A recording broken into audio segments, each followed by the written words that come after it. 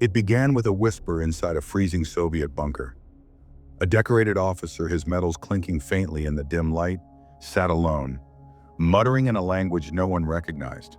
At first, they thought it was fatigue, but then his voice dropped into a growl that wasn't human. Soldiers swore the air turned colder. Some claimed his eyes were no longer his own. In the middle of a war built on iron discipline and absolute loyalty, the Red Army was about to confront something it could not shoot, interrogate, or control. This is the devil in the Kremlin. You're watching War Files Uncovered, where history's buried truths are dragged from the shadows. If you're ready to step into the stories they never wanted you to hear, hit subscribe and let's open the file. The wind off the Volga cut like a blade that winter of 1943. Snow blew sideways across the ruins, stinging the faces of young men who had already stopped feeling their fingers weeks ago. Inside a reinforced command post outside Smolensk, the air smelled of wet wool, oil lamps, and damp maps pinned to walls. The war was turning, but every victory had been paid for in bone and blood. Major Sergei Antonov, tall, broad-shouldered, a model Soviet officer, had a reputation for never showing fear. He was Stalin's ideal, disciplined, articulate, relentless. His men followed his orders without question. But over the course of one bitter month, something inside him began to fracture. It started with sleeplessness. The others in the barracks noticed Antonov pacing through the night, muttering under his breath, scribbling in notebooks with frantic speed. His handwriting, once precise and militarily neat, had become jagged, curling, almost unrecognizable. Then came the incident in the mess hall. A young private dropped a metal cup, the clang ringing out, and Antonov's head snapped toward him so violently that two men swore they heard a crack. "You'll pay for that," he whispered in a voice that was low, cold, and not entirely his own. By late January, the whispers reached Colonel Skuridin, the regional commander. Soldiers were saying Antonov had started speaking German in his sleep, fluent, guttural, as if barking orders. Others said it wasn't German at all, but something older, something no one could place. At 02:17 one morning, the guard posted outside Antonov's quarters froze when the door creaked open. The major stepped into the hallway barefoot, eyes half closed, his breath curling in the icy air. Without acknowledging the guard, he began to walk, straight toward the locked ammunition depot. Inside the depot, the lantern light threw jagged shadows across stacks of crates. Antonov placed his hand on one and began murmuring again. The guard swore he heard more than one voice speaking at the same time. The Red Army was no stranger to fear. Men had faced artillery, starvation, encirclement by the Wehrmacht. But this was different. Fear of the enemy was one thing. Fear of your own commanding officer because you believed something inside him wasn't human was another. When the political officer arrived to question Antonov, things got worse. In the middle of a routine interrogation, Antonov's demeanor shifted entirely. His lips curled into a smirk no one had ever seen before. And then he addressed the commissar by name. The problem was, Antonov had never met him. By the first week of February, the rumor was everywhere. Major Antonov was possessed. And in Stalin's Soviet Union, such superstition could get a man shot for spreading panic. Yet the soldiers kept whispering, because each night brought new sounds from his quarters, traiping, pounding, and something that sounded disturbingly like laughter. And then, one frozen dawn, the first man disappeared. The missing soldier's name was Private Alexei Voronov, 20 years old, fresh from a farming village east of Novgorod, the kind of conscript who wrote letters home on scraps of ration paper, telling his mother he was healthy and warm, even when his hands shook from frostbite. He'd been assigned guard duty outside the command post on a night when the temperature dropped to -23. Witnesses said he was pacing in the snow, stamping his boots, when Antonov stepped outside, again barefoot, and told him quietly to follow. Some said the private refused, others swore they saw him obey. Either way, by morning, Voronov was gone. The snow was untouched, past the perimeter. No footprints, no sign of a struggle. The political officer ordered a search of the nearby tree line, but after 4 hours in the frozen woods, the men returned pale and shaken. They refused to speak of what they had seen. only muttering that they heard him, but could not find him. That night, the command post felt different. Even the oil lamps seemed to burn lower. Men spoke in clipped sentences, eyes darting toward Antonov's quarters. At 3:12 a.m., Sergeant Mikhailov, one of Antonov's oldest comrades, reported hearing his name whispered directly into his ear while on watch. He spun around. No one was there. Then came the incident in the war room. It was February 9th, 1943. The front lines near Smolensk were shifting, and maps covered the central table, pins marking Soviet positions. Antonov entered silently, his uniform immaculate, his posture rigid. But as he passed one of the maps, every pin marking German artillery positions toppled over at once. No one touched the table. The men froze. Antonov only smiled, a slow, deliberate smile, before walking out without a word. By now, even Colonel Skuridin could feel it, that oppressive weight when Antonov entered a room. The colonel, a hardened veteran of the Winter War, had faced Finnish snipers and starvation sieges. But here, inside his own bunker, he found himself avoiding the eyes of his own major. That week, a secret message was sent to Moscow. The wording was careful, no mention of possession or superstition, only unexplained behavioral disturbances in key personnel. But those who hand-carried the message said the colonel's hand trembled when he signed it. The reply came 3 days later. A special detachment from the NKVD would arrive to evaluate Antonov. On the night before their arrival, the snowstorm outside raged so violently it buried the supply trucks to their axles. Inside, the men huddled in their bunks, listening to the wind howl through the cracks. Somewhere down the hall, a rhythmic knocking began, steady, deliberate. Private Sokolov, unable to sleep, sat up in bed and strained to listen. The knocks were coming from Antonov's quarters. They stopped abruptly, and then 3 slow knocks on the barracks door. The men looked at each other, paralyzed. No one moved. By dawn, the NKVD detachment had arrived. 2 men in heavy wool coats, their faces carved from stone. They carried no insignia, no warmth, and asked for Antonov by name. What happened next would never be written in any Soviet war diary. The NKVD men entered Antonov's quarters at 0640 hours. The room was sparse. A narrow cot, a metal desk, a single oil lamp casting a weak circle of light. Antonov stood at attention in full uniform, as if expecting them. The taller of the 2 agents introduced himself only as Captain Morozov. His partner, smaller with a face like granite, never spoke. They began with formalities, questions about Antonov's service record, his assignments, his health. Antonov answered in clipped, precise Russian, his tone calm. Then Morozov asked about the night Voronov disappeared. Something shifted. Antonov's pupils widened, his gaze locking onto the captain's. He leaned forward slightly and in perfect accentless German replied, "You already know what happened to him."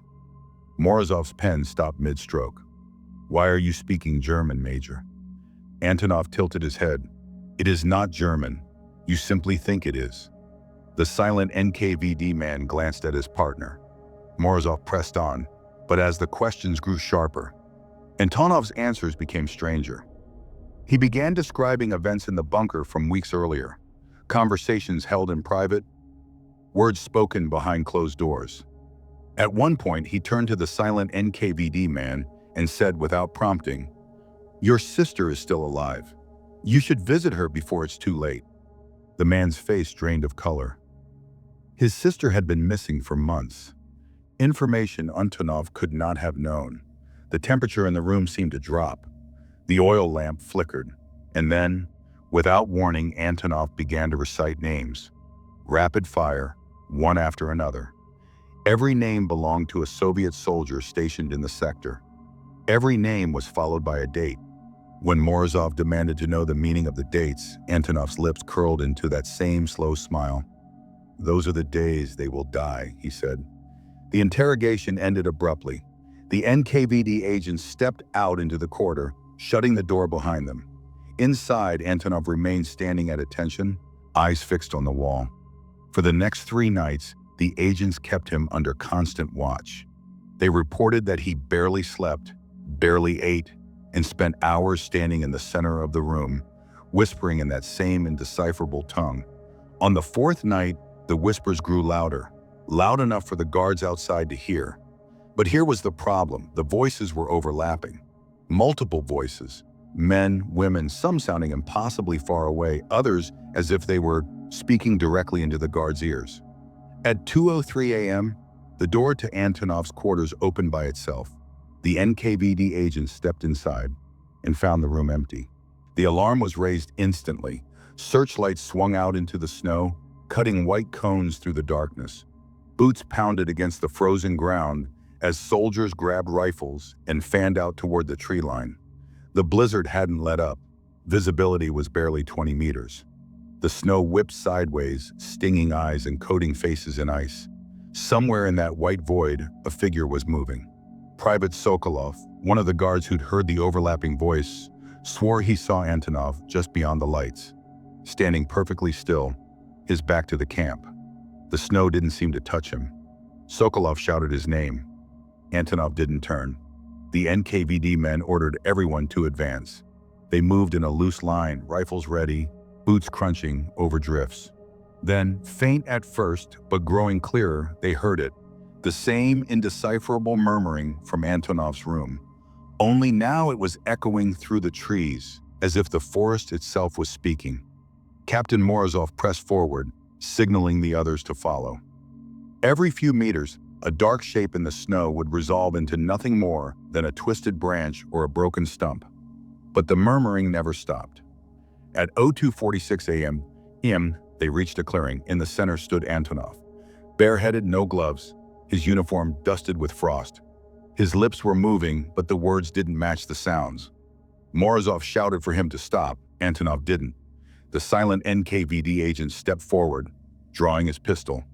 That's when Antonov's head snapped up, and his eyes were wrong, not in color but in focus, like he was looking through them at something far beyond. Then he spoke, and this time everyone understood. "They will reach here by dawn. All of you will be gone by nightfall." Before anyone could react, the wind howled so violently it snuffed the searchlights behind them.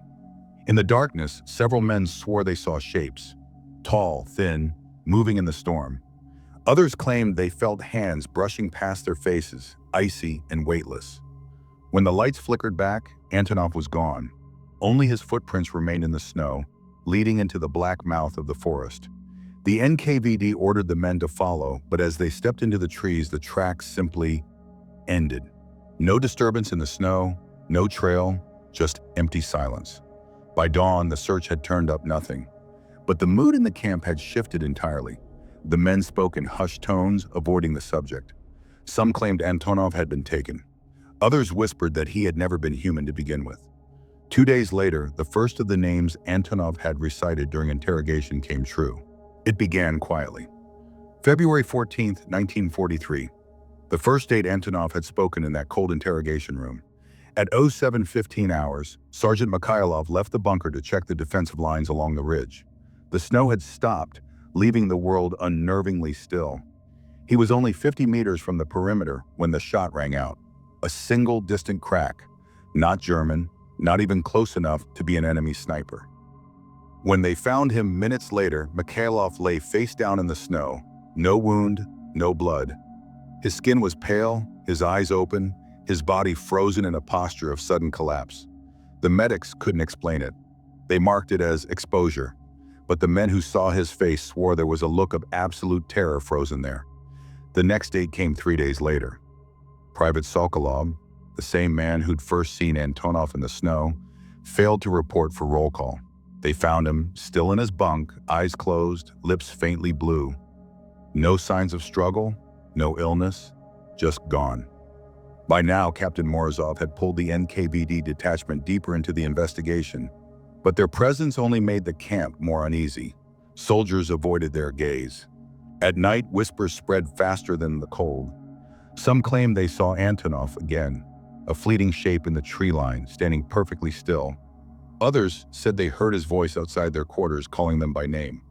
And the dates kept coming. Each time, without fail, one of the men on the list was found dead on that exact day.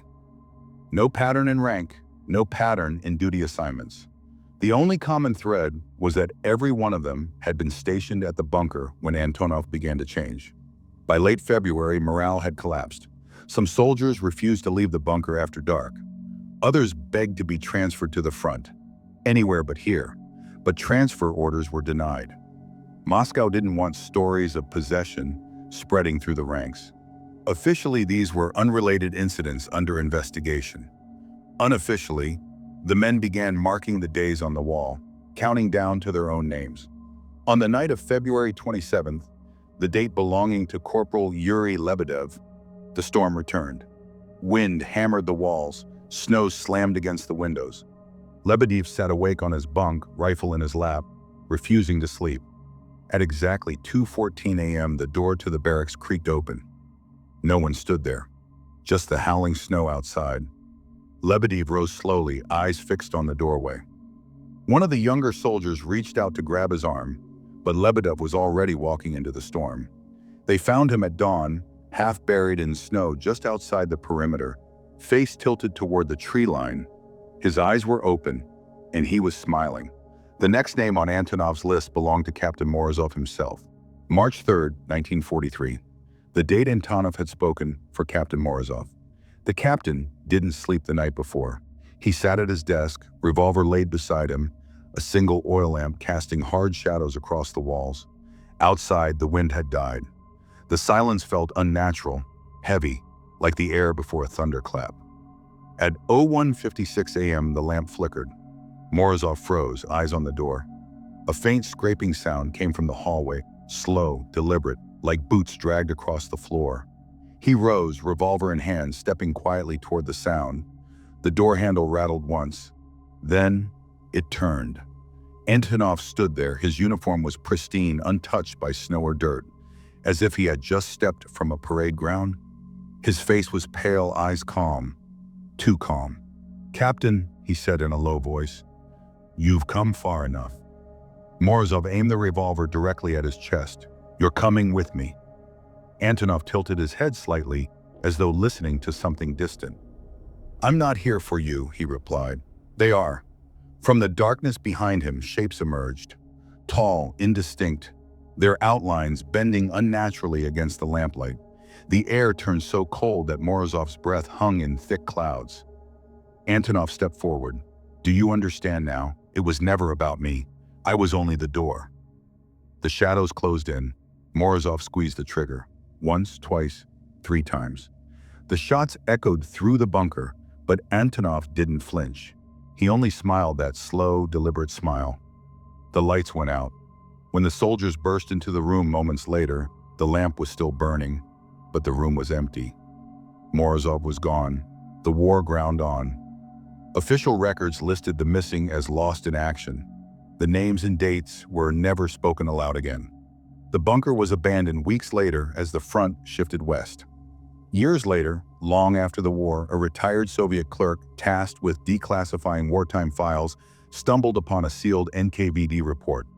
Its cover page bore a single sentence typed in block letters: "The Antonov Phenomenon is not an isolated case." There were other lists, other names, other dates, and in the margin, written in a different hand, almost like a warning: "The door was opened in Smolensk. It has not been closed."